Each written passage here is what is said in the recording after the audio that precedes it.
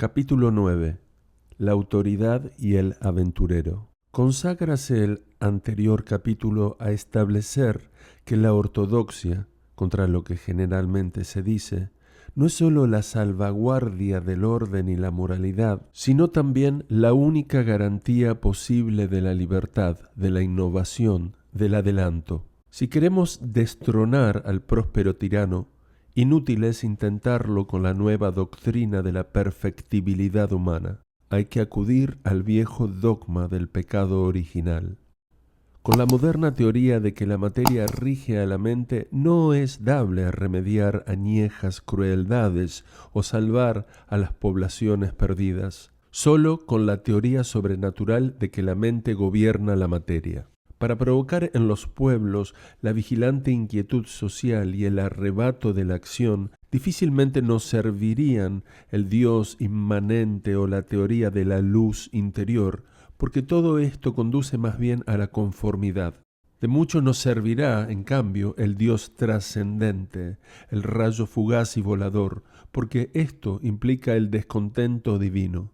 Si especialmente queremos mantener la noción de un equilibrio generoso opuesto a una injusta aristocracia, instintivamente nos inclinaremos al trinitarismo, no al unitarismo. Si queremos que la civilización europea sea una cabalgata y un rescate, hemos de insistir en el riesgo de perder las almas en vez de declarar que no hay riesgo alguno positivo.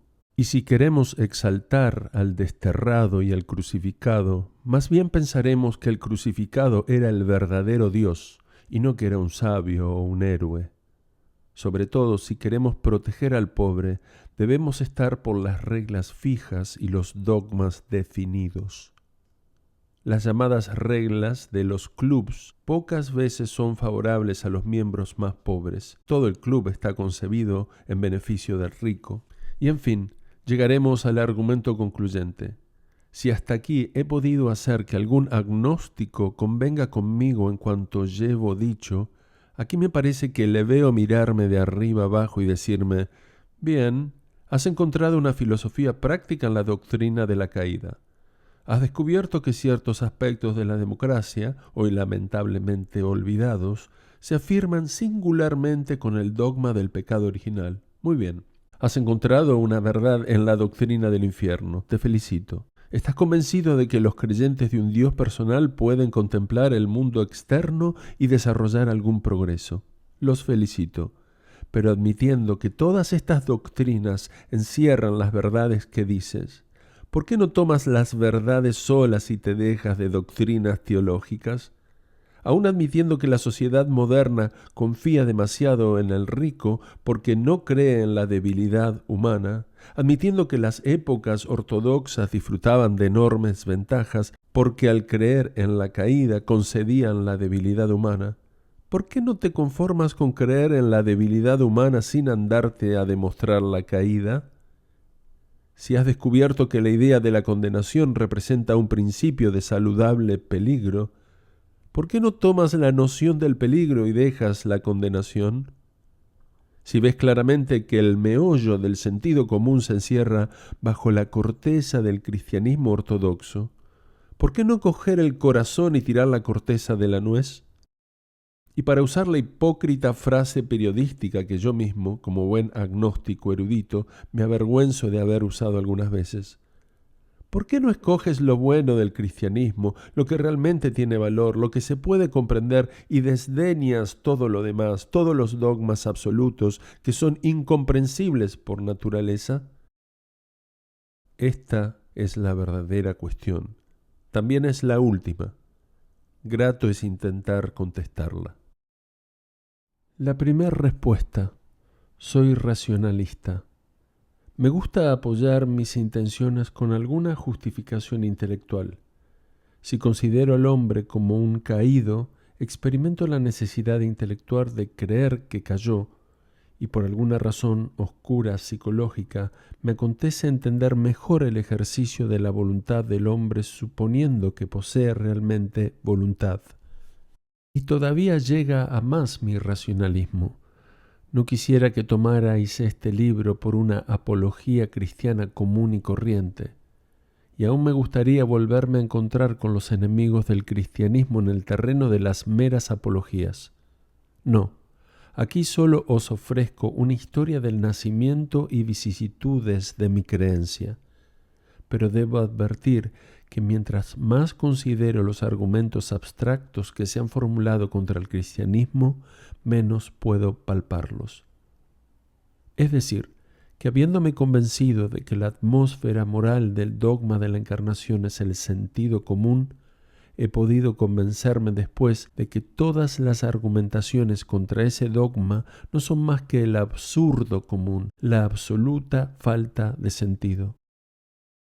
Por si alguien dijere que mi argumento carece de fuerza apologética, voy, pues, a resumir brevemente mis conclusiones desde el punto de vista objetivo y científico. Si alguien me pregunta, desde el punto de vista meramente intelectual, ¿por qué creo en el cristianismo?, solo puedo contestarle así: por lo mismo que un agnóstico inteligente no puede creer en el cristianismo. Creo en él racionalmente, estrechado por la evidencia. Pero la evidencia, en mi caso, como en el del agnóstico inteligente, no se funda en esta o aquella pretendida demostración, sino en una enorme acumulación de hechos minúsculos pero coincidentes. No hay que tomar a mal a los descreídos el que sus objeciones contra el cristianismo parezcan algo revueltas y enmarañadas. Precisamente esa maraña de evidencias es lo único que determina una convicción. Es decir, que un hombre puede quedar menos convencido de una filosofía con 4 libros que lea que con un libro, un combate, un paisaje y un viejo amigo. El simple hecho de que todas las cosas sean diversas parece aumentar la evidencia de que todas tienden a la misma conclusión. Así, la carencia de cristianismo de las gentes educadas de nuestro tiempo, hay que hacerles justicia, procede generalmente de un conjunto de experiencias tan eficaces como inconexas. Y solo puedo decir que igualmente eficaces y variadas son mis evidencias en pro del cristianismo. Porque cuando considero todas las teorías anticristianas, todas me parecen igualmente falsas. Todo el conjunto y fuerza de los hechos parecen pesar hacia el otro lado. No vendría mal algunos ejemplos. Más de un hombre sensato de nuestros días puede haber desertado del cristianismo bajo el influjo de estas 3 convicciones convergentes. Primera, que los hombres por su aspecto, estructura y sexualidad se parecen demasiado a las bestias para no ser meras variedades del reino animal. Segunda, que la religión primitiva brotó del terror y de la ignorancia. Tercera, que los sacerdotes han abrumado de amarguras y nieblas a las sociedades humanas. Estos 3 argumentos anticristianos son muy diferentes entre sí, pero todos son lógicos y legítimos y convergen en un mismo punto. Lo único que se les puede objetar, y en esto consiste mi descubrimiento, es que los 3 son falsos. Si nos dejamos de lecturas relativas al hombre y los animales, si en cambio nos ponemos a considerar a hombres y a animales por nuestra cuenta, suponiendo que no carecemos de temperamento, de imaginación, del sentido de lo intenso y lo cómico, advertiremos que las diferencias entre el hombre y el bruto son mucho más notables que sus semejanzas. Precisamente lo que necesita explicación es la enormidad de estas diferencias. En cierto sentido, es una perogrullada que el hombre y el bruto se parezcan, pero que, con parecerse tanto, medien entre ambos divergencias tan fundamentales, es verdaderamente enigmático. Que un mono tenga manos es mucho menos importante para el filósofo que el que casi nada sepa hacer con ellas. No sabe redoblar con los nudillos, ni tocar el violín, no sabe grabar un mármol, ni trinchar un plato de carnero. Se habla de la arquitectura bárbara y del arte degenerado entre los hombres, pero los elefantes no son capaces de construir templos colosales de marfil, ni siquiera en estilo rococó. Los camellos no pintan ni malos cuadros, aunque cuenten con buenas brochas de pelo de camello. Algunos soñadores afirman que las hormigas y las abejas tienen sociedades mejor organizadas que las nuestras. Y es cierto que tienen cierta civilización, pero el reconocerla y reconocer que es una civilización inferior, todo es uno. ¿Quién ha visto nunca un hormiguero decorado con las estatuas de algunas célebres hormigas? ¿Quién un panal con los bajos relieves de las primeras reinas antiguas? No, el abismo que hay entre el hombre y las demás criaturas podría tener alguna explicación natural, pero abismo se es. Se habla de animales feroces. El hombre es el único animal feroz, el único que se ha sublevado. Todos los demás son animales mansos, sujetos a la ruda ley del tipo o de la tribu, todos animales domésticos. Solo el hombre es indomable, ya sea un disoluto o un cenobita. De suerte que esta primera razón del materialismo solo demuestra la razón de lo contrario. Donde acaba la biología, comienza la religión. Lo propio diremos del segundo argumento, según el cual todo lo que llamamos divino procede de la ignorancia y el terror. Cuando quise examinar los fundamentos de esta tesis, me encontré con la nada. Nada sabe la ciencia sobre el hombre prehistórico, por lo mismo que es prehistórico. Algunos profesores se inclinan a creer que prácticas como la del sacrificio humano fueron en alguna época tan inocentes como generales y que poco a poco se borraron. Pero de esto no hay ninguna evidencia directa y las pocas evidencias que hay más bien nos inclinan a dudar. En las leyendas más antiguas que poseemos, como la de Isaac y la de Ifigenia, no se habla del sacrificio humano como de una antigua práctica, sino más bien como de una costumbre nueva, como de un acto excepcional y terrible exigido misteriosamente por los dioses. Nada nos dice, pues, la historia, y por su parte, la leyenda nos dice que la tierra era, en las edades primitivas, más dulce que ahora. No hay tradición sobre el progreso, pero todas las razas humanas tienen una tradición sobre la caída. Es curioso, pues, que la misma difusión de semejante idea sirva de argumento contra su autenticidad. Los sabios parecen decir literalmente que esa calamidad prehistórica no puede ser verdadera, puesto que todos los pueblos la recuerdan. No puedo sufrir con paciencia tales paradojas. Y lo mismo acontece con el último y tercer argumento, que los sacerdotes abruman y afligen a los hombres. Cuando observo al mundo, veo justo lo contrario. Aquellos países de Europa donde todavía es grande la influencia del sacerdocio son los únicos donde todavía se baila y se canta y donde hay todavía trajes pintorescos y arte al aire libre. La doctrina y la disciplina católicas son muros, si se quiere, pero son los muros de un teatro de regocijos. Solo dentro del contorno cristiano pueden conservarse las alegrías del paganismo. Imaginemos que un corro de niños juega sobre la florida cumbre de una isla eminente. Mientras haya un muro que cerque la cumbre, pueden entregarse a sus locos juegos y poblar el sitio de rumores. Supongamos ahora que el muro se derrumba, dejando a la vista los precipicios. Los niños no caen necesariamente, pero cuando, poco después, venimos a buscarlos, los hallamos amontonados en el vértice de la isla cónica, mudos de horror, ya no se les oye cantar. De manera que estos tres argumentos sacados de la experiencia y destinados a convertirnos al agnosticismo han hecho precisamente lo contrario, y me dan derecho a decir: dadme una explicación, primero, de la monstruosa excentricidad del hombre entre los animales. Segundo, de la tradición humana tan extendida, según la cual hubo una era anterior de felicidad. Y tercero, de la perpetuación parcial de las alegrías paganas en las provincias de la Iglesia Católica. He propuesto una tríada de posibles argumentos anticristianos, pero si esto parece poco, vaya otra al azar. Hay un conjunto de hechos que, al combinarse, parecen producir la impresión de que el cristianismo es algo débil y enfermizo. Sea, por ejemplo, en primer lugar, que Jesús era una criatura afable, mansa y angelical, algo en suma como una súplica impotente. En segundo lugar, que el cristianismo nació y se desarrolló en épocas de oscuridad e ignorancia, y que la Iglesia Católica pretende volvernos a ellas.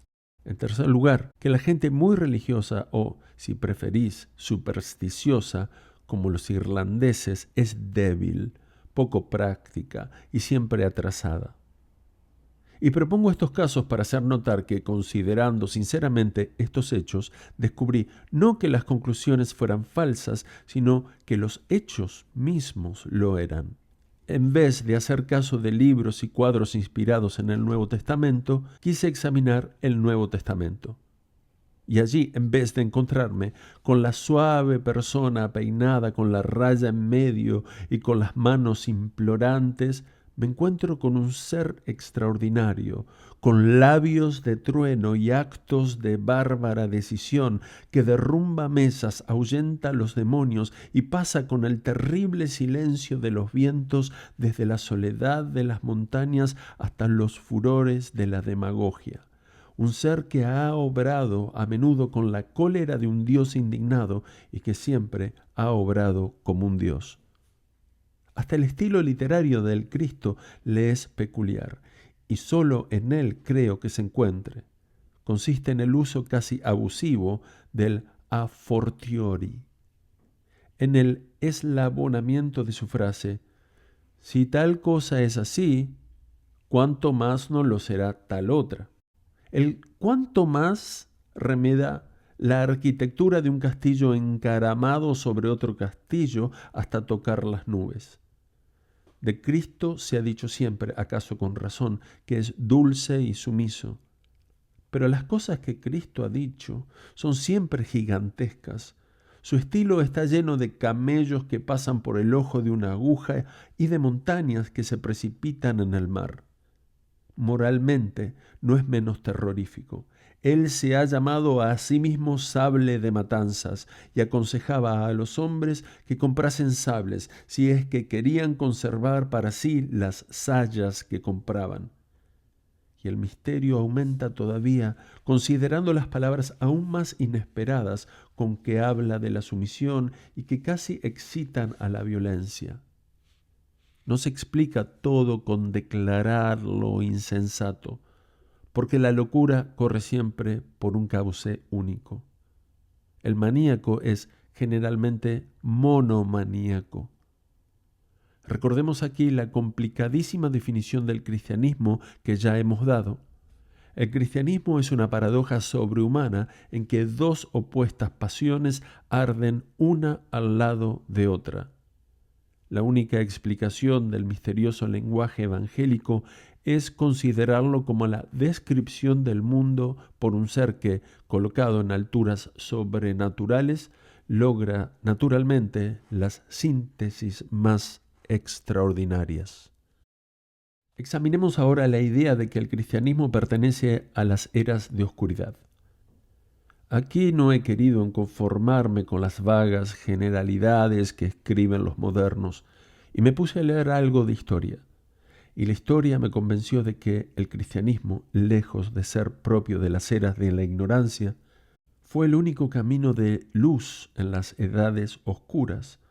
Fue como un luminoso puente tendido sobre ellas entre dos épocas luminosas. Al que dice, pues, que la fe ha brotado del salvajismo y la ignorancia, hay que contestarle que no, que nació de la civilización mediterránea en plena germinación del gran imperio romano.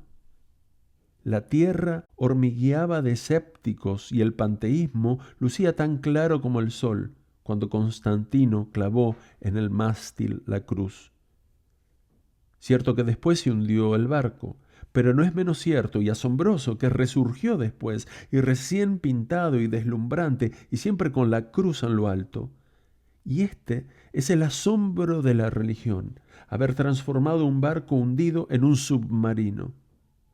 Bajo el peso de las aguas, el arca se pudo mantener y tras del incendio y bajo los escombros de las dinastías y los clanes nos alzamos para acordarnos de Roma.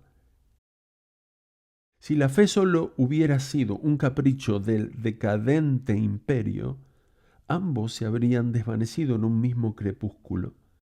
Y si la civilización había de resurgir más tarde, y las hay que no han resurgido, hubiera tenido que ser bajo alguna nueva bandera bárbara. Pero la iglesia cristiana era el último aliento de la vieja sociedad y el primer aliento de la nueva. Congregó a los pueblos que olvidaban ya cómo se construyen los arcos y les enseñó a construir el arco gótico. En una palabra, lo que se dice de la iglesia es lo más falso que de ella puede decirse.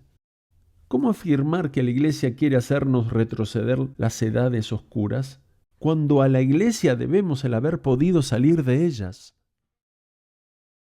En esta segunda trinidad de objeciones he puesto al fin un ejemplo algo ocioso.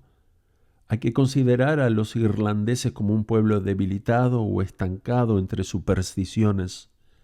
Solo aludo a ello por tratarse de un caso típico, en que se pretende afirmar realidades y solo se afirman falsedades.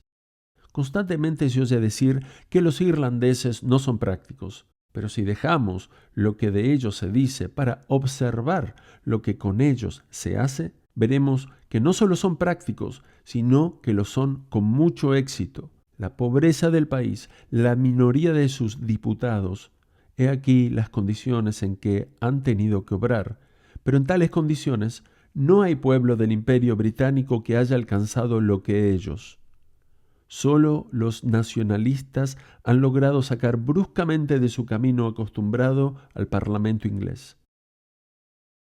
Los labriegos irlandeses son los únicos pobres que, en estas islas, han obligado al amo a ceder un poco. Estas gentes, de quienes se dice que están gobernadas por los sacerdotes, son los únicos británicos que no se dejan gobernar por la clase de los caballeros. Y al considerar el carácter actual de los irlandeses, pude advertir lo mismo.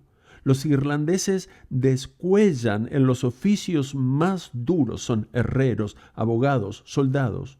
En todo caso, mantengo mi conclusión anterior.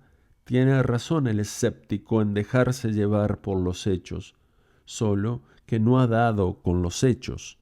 Y es que los escépticos son muy crédulos, creen fácilmente en periódicos y enciclopedias. Pero sus tres argumentos me han producido efecto contrario al que esperaban. Quería mi escéptico saber cómo explicaba yo ciertas pamplinas del Evangelio, las relaciones del credo con las edades oscuras y la impracticabilidad política de los celtas cristianos. Pues sepa que yo necesito preguntar a mi vez y de una manera urgente y apremiante: ¿qué significa esta incomparable energía que se manifiesta ante todo en que alguien pase por la tierra como una viviente justicia? Esa energía que además puede morir con una civilización moribunda y hacerla resucitar de sus escombros. Esa energía, finalmente, capaz de inflamar a los pobres labradores en tal fe de justicia que alcanzan al fin lo que se proponen, mientras tantos otros fracasan, al punto de que la más desvalida isla del imperio es la que mejor se vale sola. Tal pregunta admite una respuesta, y la respuesta consiste en decir que tal energía es ciertamente exterior al mundo, es psíquica o, por lo demás, es uno de los resultados de una turbulencia psíquica verdadera. Debemos la más alta gratitud y el mayor respeto a las grandes civilizaciones humanas, como el antiguo Egipto o la China actual. Sin embargo, no es hacerle una grande injuria el decir que sólo la Europa moderna ha dado pruebas de un incansable poder de renovación que renace con intervalos cortos y penetra hasta los más diminutos hechos del arte de construir o de las modas de vestir. Las demás sociedades mueren en el último instante y con toda dignidad. Nosotros morimos diariamente. Todos los días renacemos entre alumbramientos dolorosos. No creo que haya exageración en afirmar que la historia del cristianismo parece animada por un soplo no natural. Solo como vida sobrenatural puede explicarse, o como una extraña vida galvánica que animase a lo que sin ella sería un cadáver. Porque nuestra civilización debería haber muerto ya, según los argumentos de analogía y todas las probabilidades sociológicas en la gran catástrofe de Roma. De suerte que nuestra posición se resume en este hecho fantástico. Ni tú ni yo tenemos qué hacer aquí. Somos resucitados, revenants. Todos los cristianos que ahora viven no son más que paganos muertos que andan todavía por el mundo. En el momento preciso en que Europa iba a enmudecer como Asiria y como Babilonia, algo penetró por su cuerpo y desde entonces vive Europa con vida extraña y los consiguientes sobresaltos. Y gracias que he acabado con mis tríadas representativas de la duda, a las que solo quise descender para mostrar que mi cristianismo es una convicción racional, aunque no simple. Al contrario, es una precipitación de hechos variados, como lo es la actitud ordinaria de los agnósticos. Sino que los agnósticos se han equivocado al escoger sus hechos. Son descreídos por 1000 razones diferentes, pero todas equivocadas. Dudan en atención a que la Edad Media era bárbara y luego resulta que no lo es. O porque el darwinismo está probado, cuando no lo está. Porque los milagros no suceden, y sí suceden. Porque los monjes eran perezosos, y la verdad es que eran laboriosísimos. Porque las monjas son desdichadas, y son singularmente dichosas. Porque el arte cristiano es pálido y triste, y lo cierto es que está compuesto con los más brillantes colores y las alegrías del oro. Porque la ciencia moderna nos aleja de lo sobrenatural, cuando la verdad es que se acerca a lo sobrenatural con la rapidez de un ferrocarril. Pero entre este millón de hechos convergentes, uno merece tratamiento aparte: la realización objetiva de lo sobrenatural. Ya he examinado la falacia que consiste en inferir del orden universal la impersonalidad del universo. Una persona puede desear igualmente el orden o el desorden, pero creo que mi tesis de que la creación personal es más concebible que el hado material no admite en cierto sentido la menor discusión. No le doy el nombre de fe o intuición porque tales términos implican cierta dosis de emotividad y mi convicción es pura y estrictamente intelectual, solo que como la certeza del propio yo o de la bondad de la vida es una convicción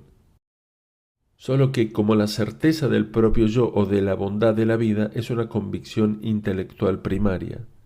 Si alguien asegura aún que mi creencia en Dios es del todo mística, no voy a perder el tiempo en ociosas aclaraciones. Por lo menos mi creencia en los milagros no puede considerarse como una creencia mística.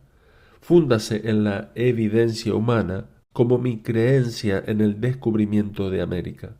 Se trata efectivamente de un simple hecho lógico que apenas requiere ser reconocido e interpretado.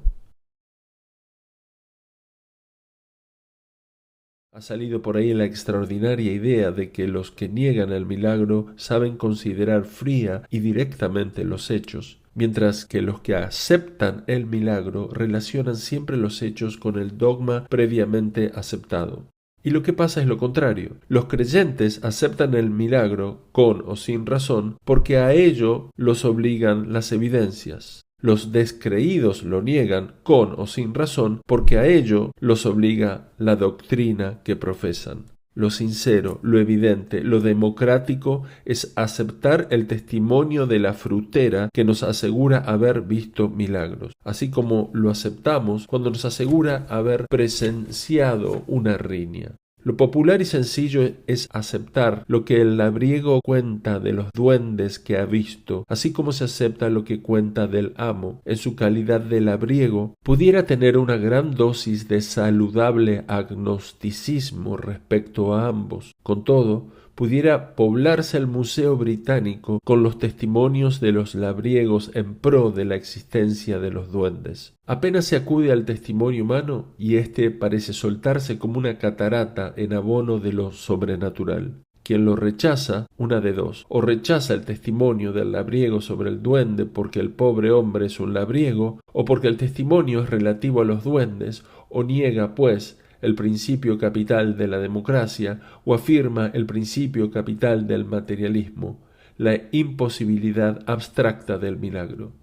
Y hay pleno derecho para hacerlo, pero al hacerlo se es dogmático.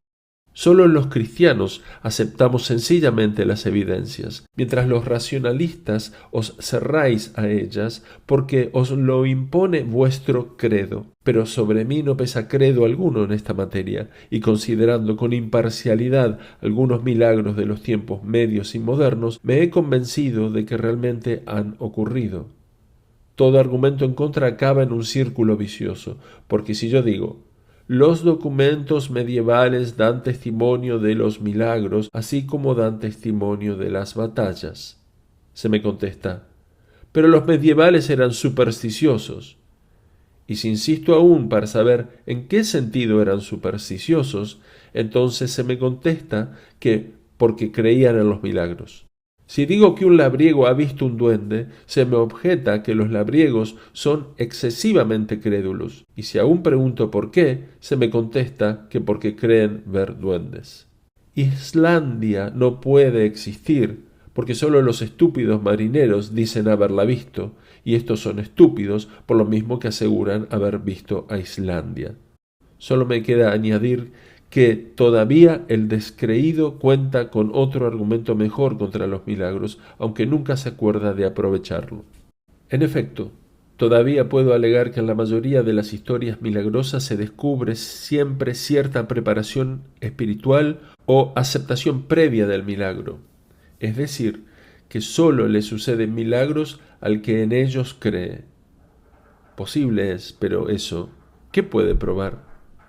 Si lo que queremos es averiguar hasta dónde puede la fe producir resultados, inútil decir que los resultados sólo han de aparecer donde aparezca la fe. Si la fe es una condición, el que de ella carece, échese a reír en buena hora, pero no pretenda ser juez del caso.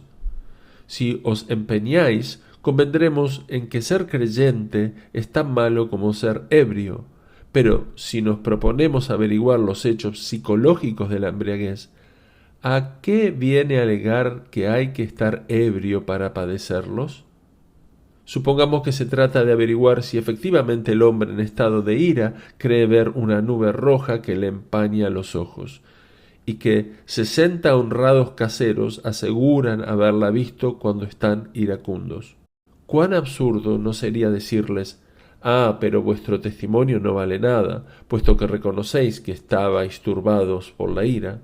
Ya me parece que los oigo decir en coro estentorio de 60 voces: ¿y cómo diablos, sin estar indignados, habíamos de darnos cuenta de si el hombre indignado ve o no la famosa nube roja?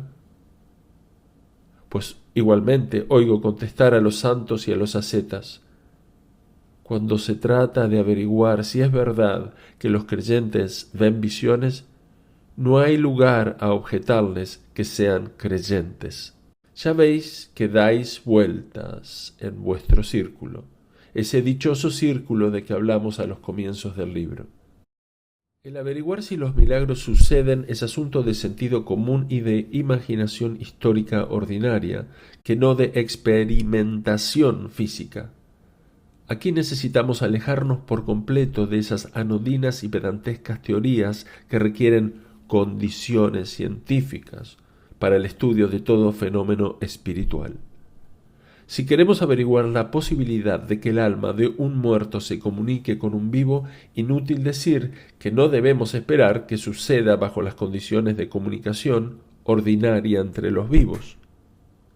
El que los duendes prefieran la oscuridad nada prueba contra ellos, como nada prueba contra el amor el que los enamorados manifiesten iguales preferencias. Si te aferras en decir: yo me daré por convencido de que la señorita Brown llama a su novio caracolito mío, o algún otro encarecimiento por el estilo, cuando ella lo haya repetido ante un sabio concurso de 10 y 7 psicólogos. Entonces yo me aferraré en contestarte, pues entonces te quedarás ignorando la verdad del caso, porque ella nunca consentirá en someterse a tus condiciones científicas. Porque es tan anticientífico como antifilosófico el sorprenderse de que ciertas manifestaciones simpáticas no se produzcan en una atmósfera impropia y antipática. Es como si yo saliera con que no puedo asegurar que haya bruma porque la atmósfera no está bastante clara, o como si esperara yo la hora más luminosa del día para ver mejor un eclipse solar. Se impone una conclusión de simple sentido común, como aquella a la que podría llegarse respecto al sexo y a la medianoche, con todas las reservas del caso, y es que los milagros acontecen. La conspiración de los hechos me obliga a reconocerlo. No son los místicos ni los vagos soñadores quienes se encuentran con ángeles y duendes, sino los pescadores, los labradores, los hombres, en general rudos y cautos. No son espiritualistas todos esos conocidos nuestros que dan testimonio de estos accidentes espirituales. Y la ciencia misma se va dejando convencer más y más. Ella admitirá ya la ascensión si le dais el nombre de levitación, y probablemente admitirá la resurrección cuando haya dado con otra palabra para designarla. Yo propondría esta, por ejemplo, regalvanización, pero lo más concluyente es el dilema ya propuesto. Solo fundándose en principios antidemocráticos o materialistas, quiero decir de materialismo místico, es posible negar lo sobrenatural. Y los escépticos adoptan siempre una de estas dos posiciones. O el hombre ordinario no merece crédito, o el suceso extraordinario no merece crédito. Porque supongo que no necesitamos aquí ocuparnos en ese argumento contra el milagro que consiste en la recapitulación de los fraudes, los mediums previamente concertados y los milagros de trampa. Este no es un argumento bueno ni malo. Un falso duende prueba tanto contra la realidad de los duendes como un cheque falsificado contra el Banco de Inglaterra. Si algo prueba, es la existencia de los duendes y el banco. Admitida la evidencia de que los fenómenos espirituales acontecen, mi evidencia es compleja pero racional, damos naturalmente sobre uno de los peores errores contemporáneos. He aquí el gran desastre del siglo XIX, el uso de la palabra espiritual en lugar de la palabra bueno. Comenzó a considerarse que el refinamiento y la incorporeidad significaban virtud. Al anunciarse el evolucionismo científico, se temió que esto condujera a la animalidad. Pero el resultado fue peor. Condujo a la espiritualidad y enseñó a los hombres a pensar que al alejarse del mono se acercaban al ángel, cuando al alejarse del mono bien pueden estarse acercando al diablo. Así lo expresó con toda claridad un hombre genial y representativo de esta era de los extravíos. Benjamín Disraeli tenía razón al decir que él estaba del lado de los ángeles, porque al menos estaba con los ángeles caídos. No estaba del lado de los simples apetitos o animalidades brutales, pero estaba con el imperialismo del príncipe de los abismos, con la pompa y la arrogancia, con el desdén de toda sencilla bondad. Entre este orgullo derrumbado y las exaltadas humildades del cielo hay, como es de suponer, espíritus de todas las formas y tamaños. El hombre, al encontrarse con ellos, incurrirá en las confusiones del que ve por primera vez los nuevos tipos y variedades de un continente exótico. Difícil le será darse cuenta al pronto de quién está arriba y quién abajo. Si una sombra del mundo subterráneo apareciese un día en la calle de Piccadilly, trabajo le costaría entender aún lo que es un coche. ¿Acaso se figuraría que el cochero es un emperador triunfante llevando consigo a un miserable y tembloroso cautivo? De igual modo, al ver por primera vez los hechos espirituales, es difícil que nos demos cuenta de su verdadera subordinación. No basta con descubrir a los dioses, cuya presencia es evidente. Hay que averiguar cuál de ellos es Dios, el capitán de los dioses. Se necesita muy larga experiencia de las cosas sobrenaturales para poder entresacar de ellas las naturales. Bajo este aspecto, la historia del cristianismo y aún de sus orígenes hebreos me parece sumamente clara. Para nada me confunde, por ejemplo, que me digan, el Dios hebreo no es más que uno de tantos dioses. De antemano lo sé, Yahvé y Baal parecen principios de la misma importancia, como el sol y la luna parecen tener las mismas dimensiones. Solo con largas investigaciones se puede llegar a comprender que el sol es nuestro amo superior y la luna nuestra pobre esclava. Como creo en el mundo de los espíritus, me adelanto en él como me adelanto entre los hombres, buscando las cosas que me parecen agradables y buenas. Así como en un desierto buscaríamos los manantiales de agua pura o en el Polo Norte el medio de encender una buena lumbre. Así por la tierra de las vanidades y las visiones busco algo que tenga la frescura del agua y el calor de la lumbre, hasta que descubro mi sitio confortable y adecuado en la eternidad, que es único e insustituible. Y con esto he dicho lo bastante para demostrar a los que lo necesitan que también encuentro fundamentos de mi creencia en el terreno apologético. En el puro campo de la experimentación, si es posible aceptar los experimentos democráticamente, sin desdenes ni favores especiales para ninguno, es evidente primero que los milagros suceden y segundo, que los milagros más nobles pertenecen a nuestra tradición. Pero no pretendo que estas breves razones sean mi único fundamento para aceptar el cristianismo. En vez de contentarme con aceptar su doctrina del bien, así como pudiera aceptar la de Confucio. Tengo razones más profundas e inapelables para aceptarlo como fe, en vez de contentarme con aprovechar alguna de sus doctrinas dispersas, y helas aquí. La Iglesia cristiana es prácticamente una enseñanza viva para mi alma, no una enseñanza muerta. No solo me ha enseñado el ayer, sino que me enseñará el mañana. Un día, puedo esperarlo, descubriré lo que significa la mitra. Una hermosa mañana descubrí por qué las ventanas son ojivales. Otra hermosa mañana podré descubrir por qué los sacerdotes están rapados y afeitados. Platón os comunicó una verdad, pero Platón ha muerto. Shakespeare os deslumbró con una imagen, pero no podrá volverlo a hacer.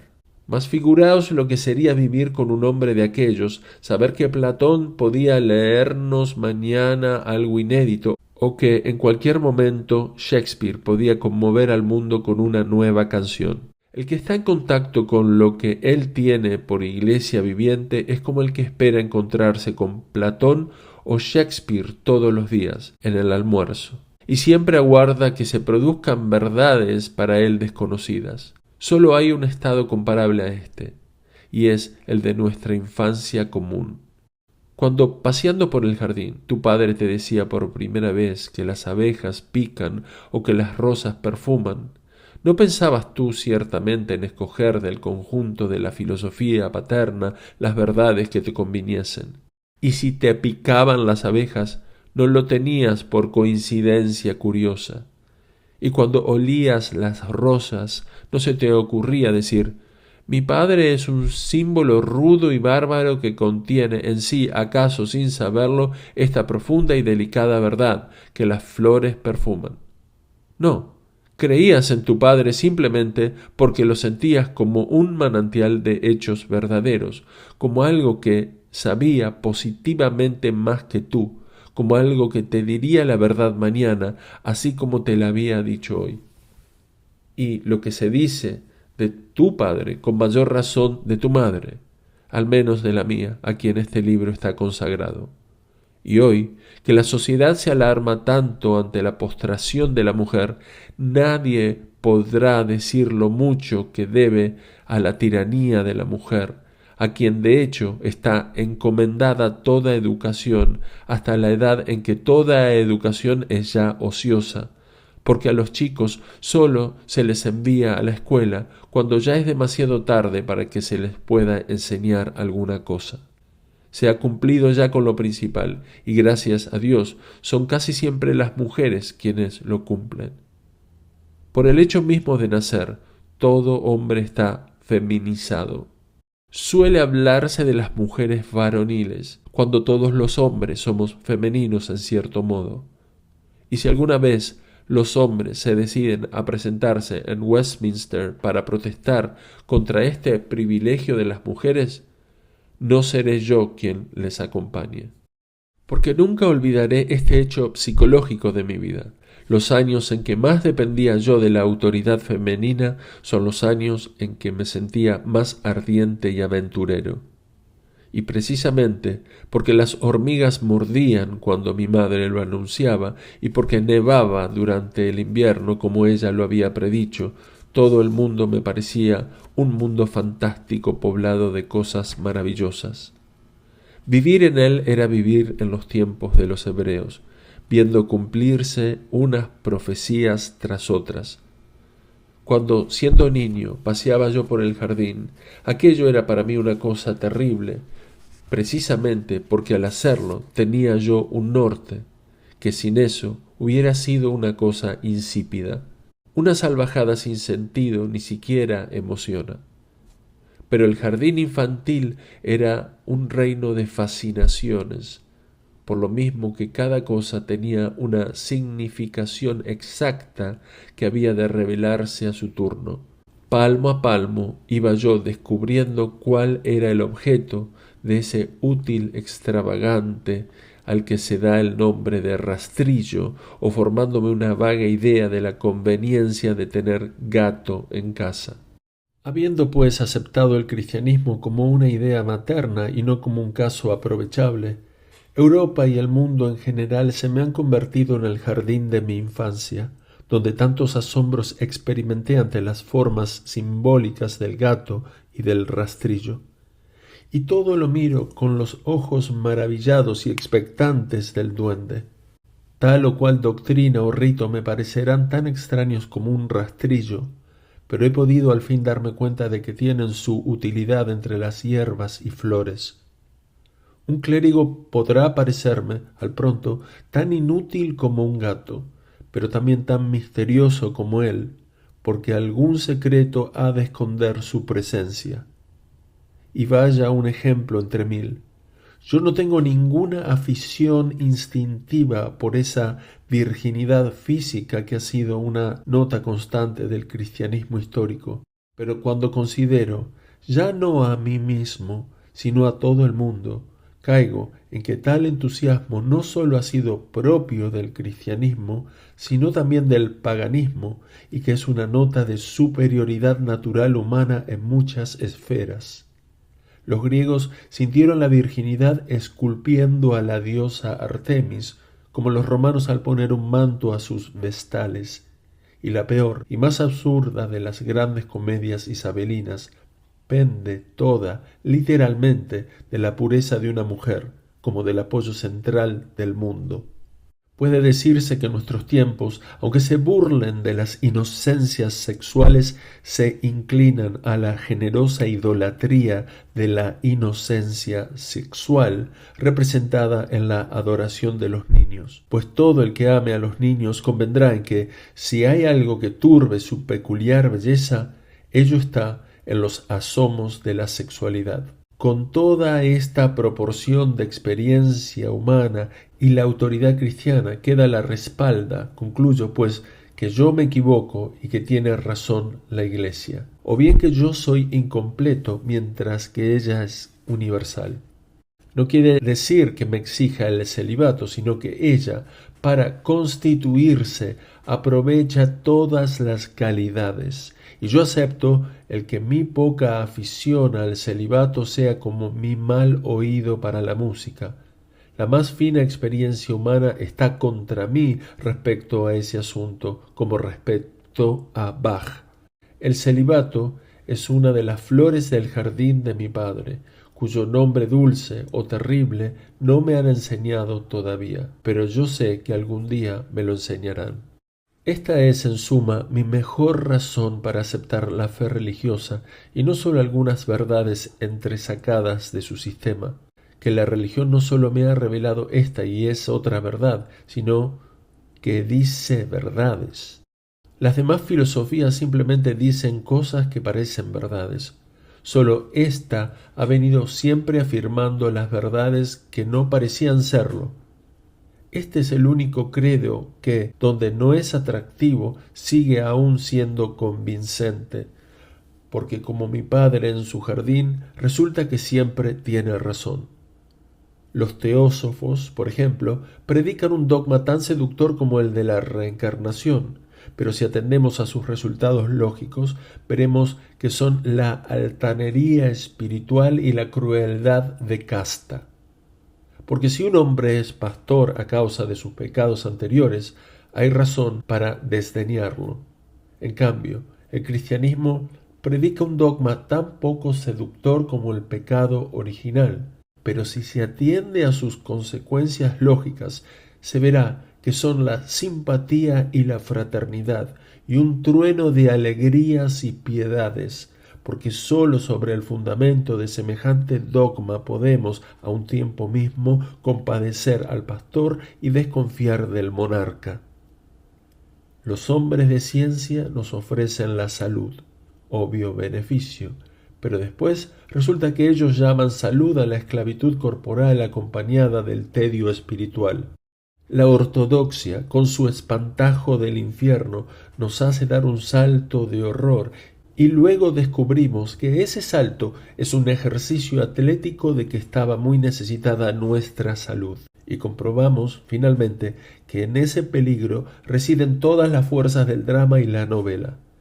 El mejor argumento en pro de la gracia divina es su poca gracia. Y los aspectos menos populares del cristianismo se transforman, si se les considera de cerca, en los sostenes mismos del pueblo. El círculo externo del cristianismo es una guardia de abnegaciones éticas y de sacerdotes profesionales. Pero salvando esta muralla inhumana, encontraréis las danzas de los niños y el vino de los hombres, porque el cristianismo es la única armadura de las libertades paganas. En la filosofía moderna todo sucede al revés. La guardia exterior es encantadora y atractiva, y adentro la desesperación se retuerce. Y la desesperación consiste en figurarse que el universo carece de sentido. Por lo mismo, no hay novela posible, porque las novelas no tendrán traza. En la tierra de la anarquía absoluta no hallaréis aventuras, pero en la de la autoridad, cuantas os plazcan. La selva del escepticismo no tiene senderos, pero éstos le salen al paso al que viaje por el jardín de las doctrinas y los designios personales.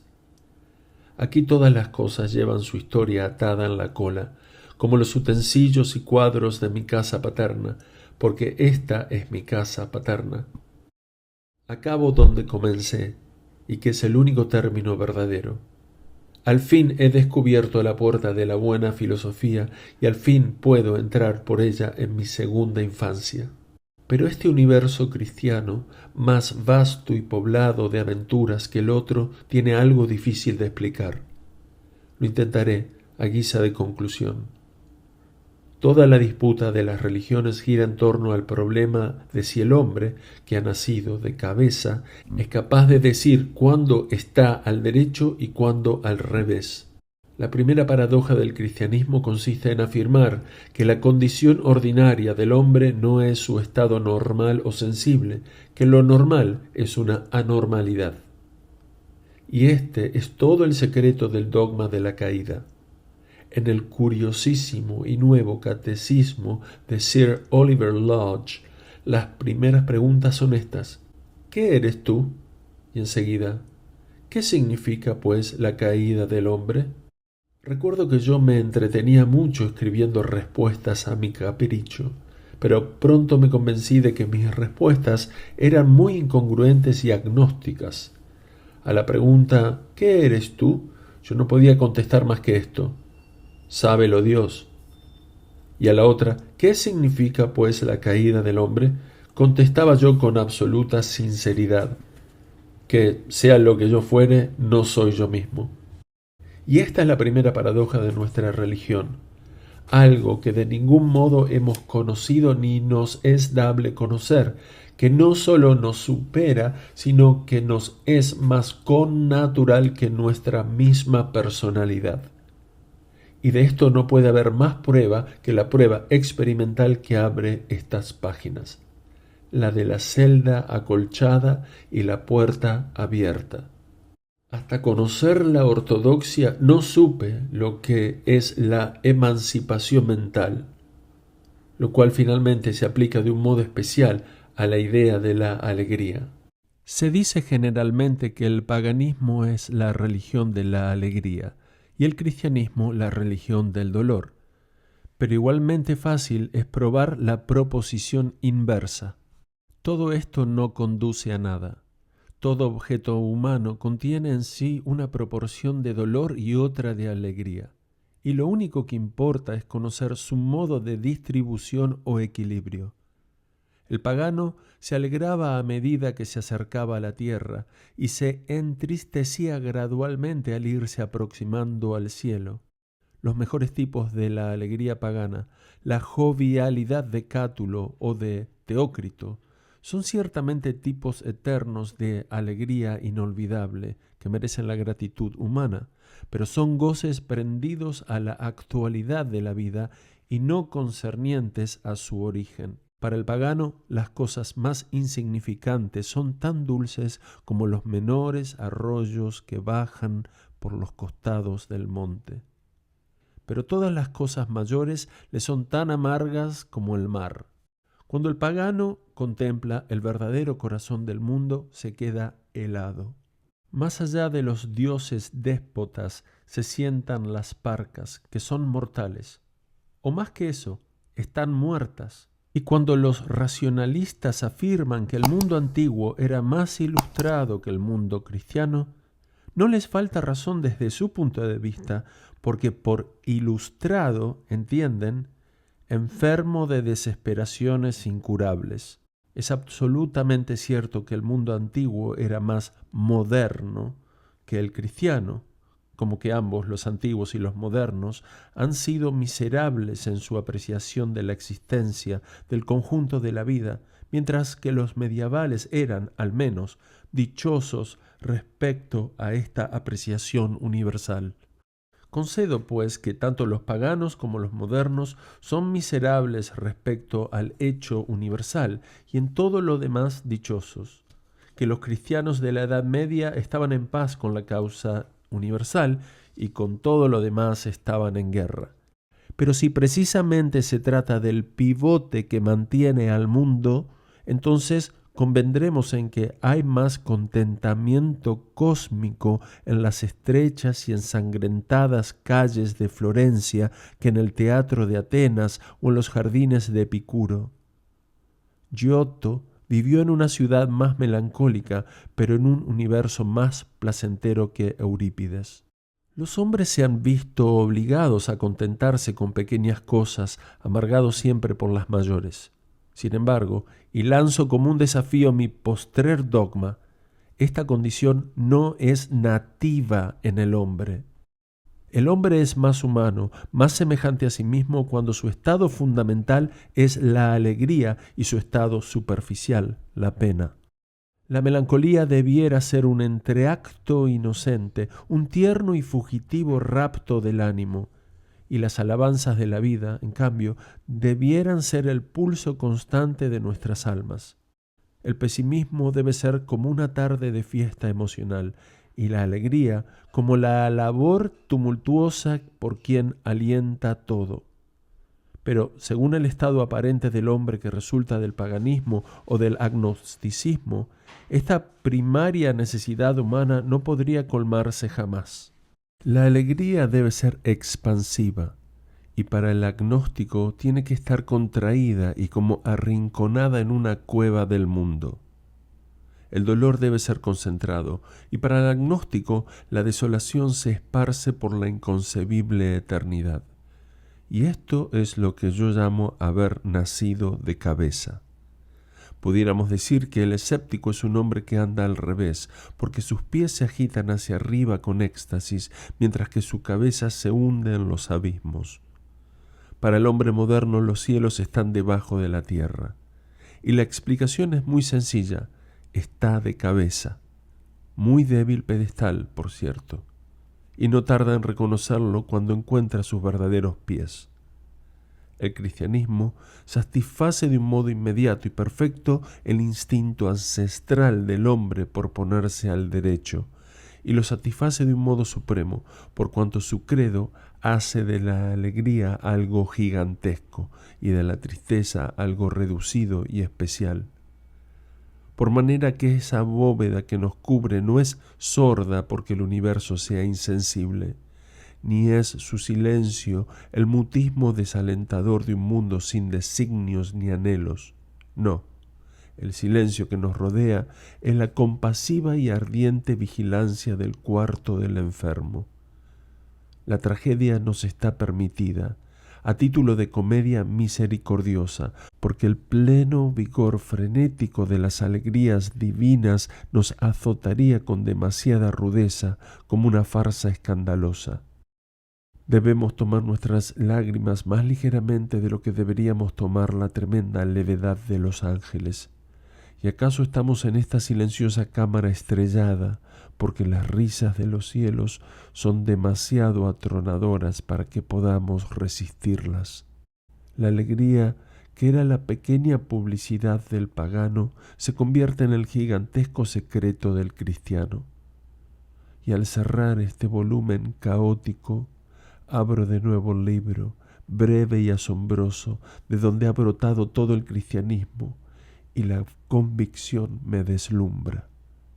La tremenda imagen que alientan las frases del Evangelio se alza, en esto como en todo, más allá de todos los sabios tenidos por mayores. Su patetismo era siempre natural, casi casual. Los estoicos antiguos y modernos se jactan de esconder sus lágrimas, pero él nunca las ocultó. Antes las descubrió a plena cara a todas las miradas próximas y a las más distantes de su ciudad natal. Algo ocultaba, sin embargo. Los solemnes superhombres y los diplomáticos imperiales se jactan de disimular sus indignaciones. Él no disimulaba las suyas.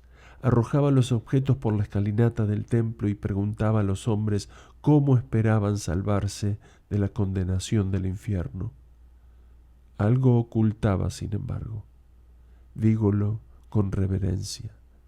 Esa personalidad arrebatadora escondía una especie de timidez. Algo había que escondía de los hombres cuando iba a rezar a las montañas. Algo que él encubría constantemente con silencios intempestivos o con impetuosos raptos de aislamiento. Y ese algo era algo que, siendo muy grande para Dios, no nos lo mostró durante su viaje por la tierra. A veces discurro que ese algo era su alegría.